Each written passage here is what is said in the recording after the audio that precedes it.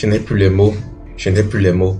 Je suis rempli d'émotions, des émotions qui ne sont pas des bonnes. Quand je vois Cécilia dans cet état, je me rends compte de la cruauté de la série, la cruauté de ce qui se passe dans la série, la cruauté extrême de certains personnages, notamment la bande de loups et leurs disciples.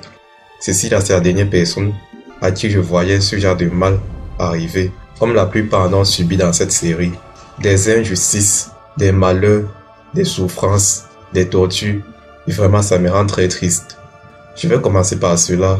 On se retrouve pour les épisodes 113 à 115 de la série La Patrona, série Novelas qui passe actuellement sur Novelas. On se rapproche de la fin. Faites part de votre commentaire aussi concernant les épisodes et concernant la review. On a Cécilia ainsi qui a été sauvagement battue, et pas que, par Lucas qui s'est couvert le visage. Heureusement, elle a pu voir au moins son visage avant de s'évanouir. C'est la deuxième goutte d'eau qui fait déborder le vase. Après l'assassinat de Max et Valentina, et même aussi le malheur qu'elle a subi par le passé. Je rappelle, elle a perdu son enfant toujours à cause d'Antonia. Elle a perdu l'enfant qu'elle attendait de David. Vraiment, j'en ai marre. Je l'ai dit, j'en ai marre. Surtout de la part d'une personne aussi innocente. Je vais revenir au tout début de la review. Francisca, qui est à l'hôpital avec Gaston parce qu'elle a encore fait un malaise. Dernièrement, elle a de nombreux malaises. On se demande ce qui se passe avec elle. Qu'est-ce qu'elle a comme maladie? Mais une grande surprise l'attend parce qu'on découvre en fait qu'elle est enceinte. Oui, elle est enceinte. On pouvait peut-être se dire qu'elle a dépassé l'âge, mais non, apparemment pas. Et elle est enceinte de Gaston. Elle vient juste de perdre son fils Max. Et là, elle se retrouve enceinte. C'est un vrai miracle. C'est son miracle. Comme Gabriela le disait envers David, c'est son miracle à elle, de la part du bon Dieu. Elle a encore une vision. La vision qu'elle avait eue concernant les petits bébés étant en fait la grossesse de Gabriela et aussi sa grossesse. Donc c'est très impressionnant. Elle est enceinte de Gaston.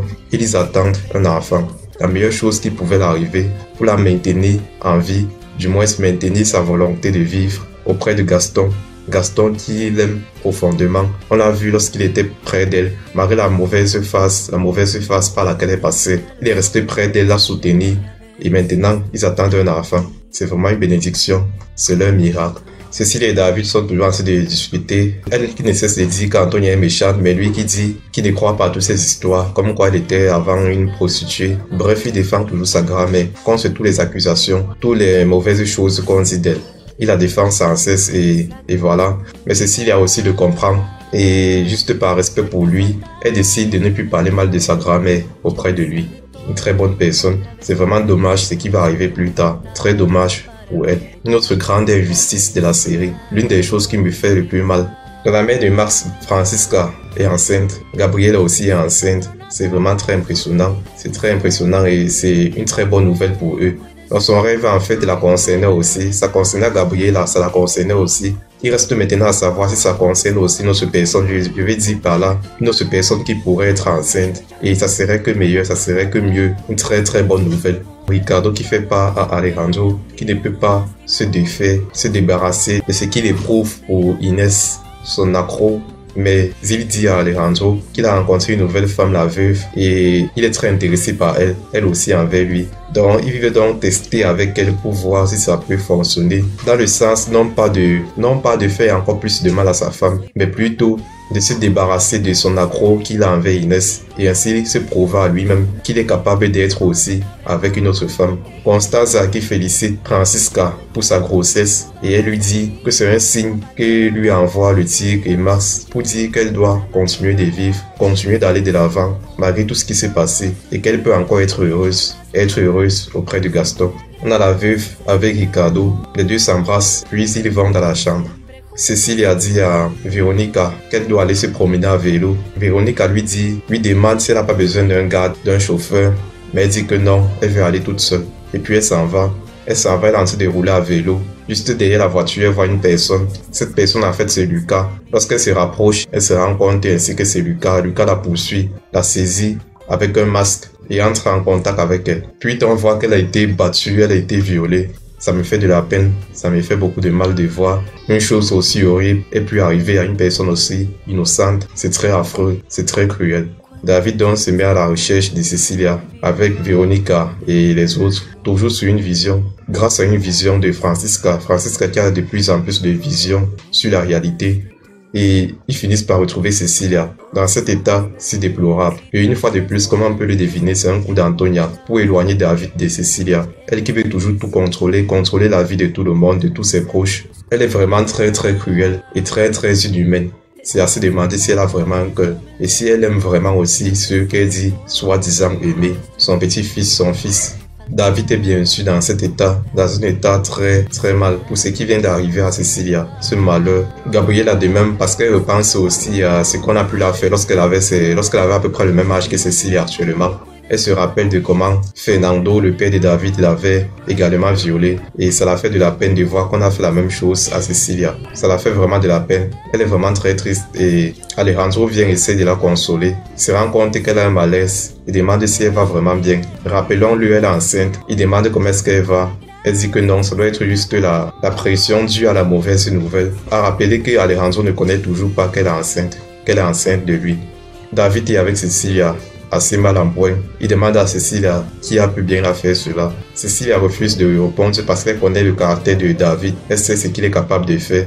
Elle refuse de dire. Il devine et la demande si c'est bien Lucas qui a pu la faire ça. Elle dit que la personne avait le visage couvert, qu'elle n'a pas vu son visage.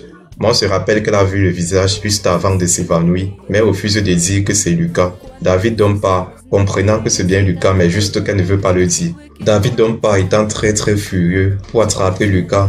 On a Poncia qui arrive, Poncia qui parle avec Cecilia. Cecilia dit qu'elle va retrouver David pour l'empêcher de faire du mal à Lucas parce qu'il pourrait bien aller très loin, aller bien trop loin et le regretter plus tard. Gaston arrive, dit à Alejandro et Veronica que David très furieux est sorti de l'hôpital pour aller retrouver Lucas, qu'il faut aller pour l'empêcher de faire un quelconque mal qu'il pourrait regretter plus tard. On a donc David qui vient voir Macario. Il vient voir Macario pour demander où est Lucas. Macario finit par le trahir. Il donne l'endroit exact où se trouve Lucas. David donc, tout furieux, s'en va. Il arrive là, voir Lucas. Lucas a un couteau à main et les deux se battent. Pour la suite, je vais vous laisser une explication détaillée de tout ce qui va se passer avec le nouveau programme FR qui a des explications très émotionnelles du sujet. N'hésitez pas à continuer de suivre. Je vous dis bonne écoute et on se retrouve plus tard. Dans ce nouveau programme, je vais vous commenter l'épisode 115 de votre série La Patrona. Let's go! Tout commence avec David qui est furieux après ce qui est arrivé à sa copine Cecilia. Lucas a essayé de la tuer. Et donc, David veut à tout prix la venger. Il se rend dans cette grotte à la recherche de Lucas. Ce dernier va regretter d'avoir touché Cecilia. Après une longue attente, Lucas finit par sortir de son trou mais avec une arme en main. David le traite de lâche. Les deux commencent à se battre jusqu'à ce que David soit poignardé. Il finit par prendre le dessus en donnant un coup violent à Lucas. Ce dernier étant au sol ne peut plus rien faire pour se défendre. David en profite pour se venger de Cecilia. Il frappe violemment Lucas. Pendant ce temps, Veronica est très inquiète et supplie Francisca d'avoir une vision. Elle est douée pour avoir des visions qui prédisent l'avenir. Ils en ont besoin pour savoir où se trouve David après l'accident de Cecilia. Mais pour le moment, elle ne parvient pas encore à avoir cette vision. Et là, Gabriella ne cesse de paniquer sachant que son fils pourrait être en danger. Par la suite, Francisca parvient à avoir une vision, qui lui indique que David se trouve dans la mine en train de se battre. Alejandro, Gaston et Gabriella se précipitent rapidement dans la mine pour empêcher David de commettre un délit. Quant à Francisca, son don de vision marche à tous les coups. De son côté, David n'est pas prêt de lâcher l'affaire. Il frappe violemment Lucas au point où ce dernier commence à saigner. David est hors de lui en ce moment. Après avoir frappé Lucas, il commence à culpabiliser. Il regrette pourquoi il s'est laissé emporter par la colère. Puis il s'échappe pour ne pas laisser ses traces. Par la suite, Gabriella et Alejandro arrivent et lui demandent ce qui s'est passé. Ce dernier répond qu'il a tué Lucas. Et là, la peur s'installe. Alejandro n'en croit pas ses oreilles. Gabriella lui demande de s'expliquer clairement et d'arrêter de dire des stupidités. David commence à avouer que ce Lucas s'est attaqué à Cecilia, il n'a pas su se retenir. Cecilia compte beaucoup pour elle, et donc, il a voulu la venger. Malheureusement il a fini par le tuer. Mais Gabriella pense que c'est une erreur, elle doute qu'il soit mort, et ça l'attriste que son fils pourrait aller en prison. Alejandro dit à Gaston d'aller vérifier le cadavre de Lucas. Pendant ce temps, Macario est déjà dans les lieux. Il arrive et commence à nettoyer les traces de sang laissées partout. Mais lorsqu'il entend la voix d'Alejandro, il court se cacher. Gaston et Alejandro arrivent rapidement pour vérifier si Lucas est en vie. La situation devient de plus en plus critique. Une fois arrivé, Alejandro vérifie et constate que Lucas est bel et bien mort.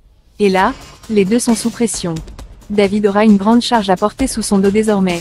Après tout ce drame, Antonia arrive et demande des nouvelles de David à Macario. Ce dernier l'informe qu'il l'a vu en train de se battre avec Lucas et l'a même tué. Et là, Antonia est surprise par la nouvelle. Elle ne s'imaginait pas voir son petit-fils aller si loin. De leur côté, après que David soit rétabli, Balmaceda arrive pour l'arrêter. David profite pour dire à Veronica de prendre soin de sa petite amie pendant son absence, mais Alejandro lui dit que tout finira par s'arranger.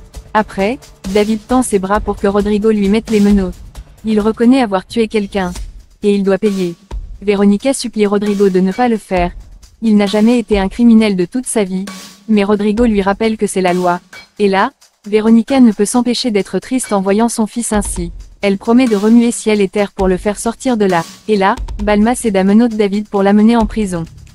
Quelques jours plus tard, Veronica se rend dans la cellule de David étant attristée. Ce dernier lui demande de se calmer. Mais elle s'inquiète beaucoup car il est beaucoup trop jeune pour fréquenter une prison. C'est le pire endroit où une personne peut vivre. David lui dit qu'il est courageux pour tenir, mais il ne supporte pas la voir dans cet état à cause de lui. Les deux continuent à échanger ensemble. David profite pour remercier Veronica de croire en lui. Cette dernière lui dit qu'il est un brave garçon. Elle est certaine que Gabriela Suarez aurait été fière de lui.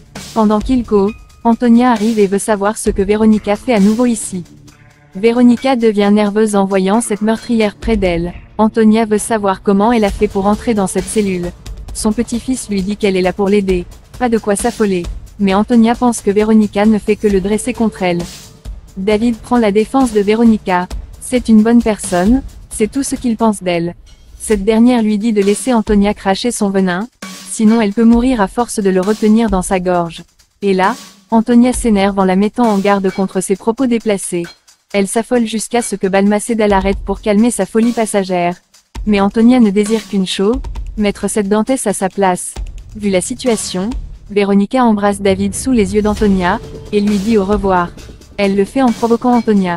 Cette dernière est furieuse en voyant cette scène. Pour elle, Veronica veut lui prendre son petit-fils. Une fois seul avec lui, David explique à Antonia qu'il a voulu venger Cecilia. Et il a frappé Lucas, mais il ne s'imaginait pas aller si loin. Antonia lui promet de le faire sortir de ce lieu. Ce n'est pas digne d'un Beltrán.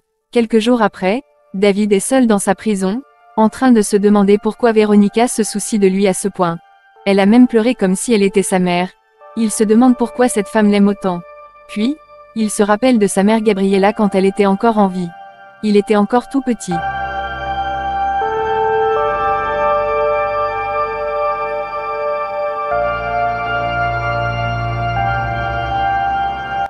Après ce souvenir, il se rappelle maintenant de ce jour où Veronica pleurait pour lui, comme sa mère Gabriela le faisait. Elle s'inquiétait comme sa propre mère. Tous ces souvenirs lui paraissent inquiétants. Il se rappelle aussi de Cecilia qui lui disait lorsque cette femme le regarde, ses yeux ne cessent de briller. Et ce constat est fait quand Veronica le fixait du regard. Et là, il commence à se demander si ce qu'il s'imagine est vrai. De son côté, pendant que Veronica prend son petit déjeuner, González l'appelle pour lui dire que David a besoin de la voir de toute urgence. Et là, elle se dépêche d'aller voir son fils. Une fois arrivée, elle demande à David ce qu'il y a de si urgent. Ce dernier se rapproche d'elle, et lui demande si c'est elle sa maman. Il a eu ce doute et il veut se rassurer. Et là, Gabriela finit par avouer que c'est bien elle sa mère. Elle le dit avec des larmes aux yeux. González arrive et demande ce qu'il y a, cette dernière le supplie de la laisser entrer. À force d'insister, González finit par ouvrir, pour que les deux puissent être proches. Veronica se précipite d'entrer, et serre fort son fils dans ses bras, pareil que David. Il est heureux que sa mère ne soit pas morte. Les deux se font un câlin mère et fils. Ce moment est rempli d'émotions. Après les câlins, David demande à sa mère pourquoi elle a caché son existence, son identité, pourquoi avoir fait croire qu'elle est quelqu'un d'autre, et lui cacher qu'elle est sa mère depuis le début. Gabriela ne dit rien pour le moment, mais il lui rappelle qu'il sait qu'elle voulait se venger de sa grand-mère, mais elle lui est cachée la vérité. Gabriela lui dit que depuis qu'on l'avait condamné, il était sous l'influence de sa grand-mère. Et si elle apparaissait tout d'un coup lui dire qu'elle est revenue, il allait douter. David lui dit qu'il n'aurait jamais douté d'elle. Elle a toujours été sa mère, mais aussi son père. Et même maintenant, elle l'est toujours, car il ne l'a jamais oubliée. Et là, Gabriella supplie son fils de lui pardonner. Elle redoutait sa réaction, comment il pouvait s'énerver contre elle sans essayer de la comprendre. Jamais elle n'a passé une journée sans penser à lui. Ensuite, elle explique à David la situation, en disant que Antonia a tué son père le tigre, et David était encore tout petit. Voilà pourquoi elle a choisi de la confronter en tant que Veronica Dantes et non Gabriela Suarez. Tous les gens qui sont morts sont tués par cette femme. Même Max et Valentina sont morts à cause d'elle. Et là, David commence à se demander si sa mère veut lui faire croire qu'Antonia est l'assassin de tous les morts de San Pedro. Si c'est le cas, alors il ne croit pas être sûr d'accepter une chose pareille. Gabriela lui dit qu'il est libre de croire ou non. Mais le plus juste, c'est de croire que c'est vrai. David finit par être convaincu que sa mère a raison, et que Antonia est une meurtrière. Ensuite, il demande à sa mère si elle va tuer Antonia de la même manière qu'elle a tué tous ceux qui comptaient pour elle. Gabriela lui dit que la mort est rapide et moins douloureuse. Par contre, ce qu'elle compte faire, c'est de la confiner dans un lieu isolé où elle subira des tortures au quotidien. Cette méthode paraît plus difficile que la mort. Mais pour arriver à faire tomber Antonia, il faut que David continue à être lui-même, sans rien révéler à Antonia Guerra. Je crois que le triomphe de Gabriela est très proche, car elle a réussi à récupérer son fils. Désormais il a son soutien et toute sa confiance. Et c'est la fin de ce programme. Partagez vos avis en commentaire. Abonnez-vous pour ne pas louper la suite. Donc merci à vous ainsi d'avoir suivi entièrement. Faites part de votre commentaire, de votre avis concernant les épisodes et concernant la review. Abonnez-vous à la chaîne, on atteint bientôt les 1000 abonnés. Lâchez un pouce, c'est encourageant et c'est très motivant pour continuer. On se retrouve donc très bientôt. Prenez soin de vous, car au final, c'est le plus important. À très bientôt à vous.